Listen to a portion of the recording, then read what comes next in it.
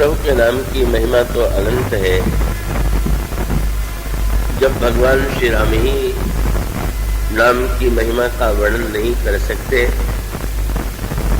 तो दूसरा व्यक्ति तो कर ही कैसे सकता है। फिर भी प्रभु अपनी ही महिमा के माध्यम से जो कहला रहे हैं वो आपके सामने कहा जा रहा है। नाम की जो अतुलनीय महिमा है और उस महिमा के लिए गोस्वामी जी ने जो अनेक दृष्टांत दिए, अनेक महापुरुषों का, भक्तों का नामस्मरण किया, उन सबका तात्पर्य यह है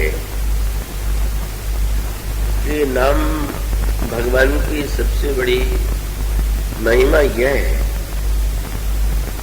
कि एक ओर यदि भगवान शंकर प्रभु के मंगलमय नाम के परम उपासक हैं तो दूसरी ओर महर्षि वाल्मीकि जिन्हें हम आज करके पुकारते हैं, पर जिनका प्रारंभिक जीवन एक डाकू और दस्यु का जीवन था और जिनके लिए कहा जाता है कि वे तो राम नाम का उच्चारण कर पाना भी उनके लिए कठिन था और उन्होंने तो राम के स्थान पर मरा शब्द का उच्चारण किया, उसका जप किया और उसके साथ साथ जब विवेक के देवता गणेश जी का नाम लिया गया, अनेक उत्कृष्ट ध्रुव जैसे भक्तों का नाम लिया गया, प्रहलाद का स्मरण किया गया, तो एक विशेष संकेत यह है ये प्रभु का मंगलमय नाम ऐसा विलक्षण है कि वो किसी भी व्यक्ति के लिए,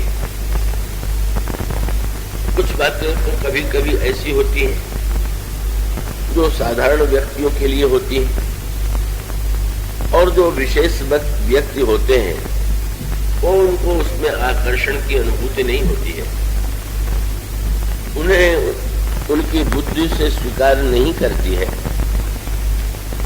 और अनेक बातें ऐसी होती हैं कि जो विद्वानों के, बुद्धिमानों की समझ में आ जाती है और साधारण व्यक्ति को ऐसा लगता है कि ये तो हमारे कामी की बात नहीं।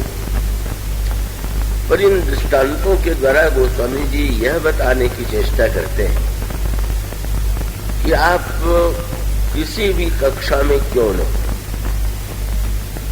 यदि आप ज्ञानी हैं तो आप ज्ञान का जो अद्भुत रहस्य है का उस अक्षर तत्व का जो अभिप्राय है का उसका चिंतन करें, मनन करें और आप उसके माध्यम से उस परम तत्व का साक्षात्कार करें। यदि आप भक्त हैं तो बड़े ही स्नेह से सेवक सुमिरत नाम सप्रीति, बिनु श्रम प्रबल मोह दल जीती, एक ज्ञानी नाम के तत्व के विचार के द्वारा हृदयंगम करने की चेष्टा करता है। भक्त जो है वो प्रीति के माध्यम से नाम के दिव्य रस का आनंद ग्रहण करता है और साथ साथ जो कर्मयोगी हैं उन कर्मयोगियों के जीवन में भी जो समस्याएं हैं वो उनको स्पष्ट दिखाई देगा कि नाम में, अगर नाम के नाम रामायण का हम अपने जीवन में स्वयं नाम रामायण हमारे जीवन में अवतरित हो जाए, समाज की जिन समस्याओं के लिए, चरित्र के लिए समाधान पाने के लिए लोग व्यग्र रहते हैं, उसका भी समाधान नाम से मिल सकता है। और साथ साथ जो अत्यंत असमर्थ है उन असमर्थों के लिए भी, जैसे एक नन्हा बच्चा मां को केवल प्यार से पुकारता है, वो नहीं जानता कि माँ का तत्व क्या है, वो नहीं जानता है कि माँ के शरीर की रचना किस विलक्षण रूप में संपन्न हुई है। वो तो केवल माँ को प्यार से पुकारता है और माँ इतने में ही उसके पास दौड़ी चली आती है। तो इसका अभिप्राय यह है कि यह नाम जो है प्रत्येक युग में, प्रत्येक देश में, प्रत्येक काल में और प्रत्येक व्यक्ति के लिए समान रूप से उपयोगी है। किंतु यह आवश्यक है कि हम सही सही अर्थों में नाम महिमा का अनुभव करें, उसको समझें और उसका कहीं उल्टा अर्थ ग्रहण न कर ले। तो अब जब एक ओर भगवान शंकर है और दूसरी ओर महर्षि वाल्मीकि है, तो अब उन दोनों की तुलना यदि आप करें तो आपको कैसी विचित्रता और कैसा विरोधाभास दिखाई देगा। तो गोस्वामी जी सबसे अधिक नाम महिमा को जानने वालों में जिन्हें सर्वोच्च स्थान दिया वो भगवान शंकर है। अन्य लोगों के लिए उन्होंने कहा कि वे नाम की महिमा को जानते हैं, नाम की महिमा का उन्होंने अनुभव किया, पर भगवान शंकर के साथ उन्होंने एक शब्द जोड़ दिया और वो शब्द है नाम प्रभाव जान शिव नीको काल कूट फल दीन अमीक।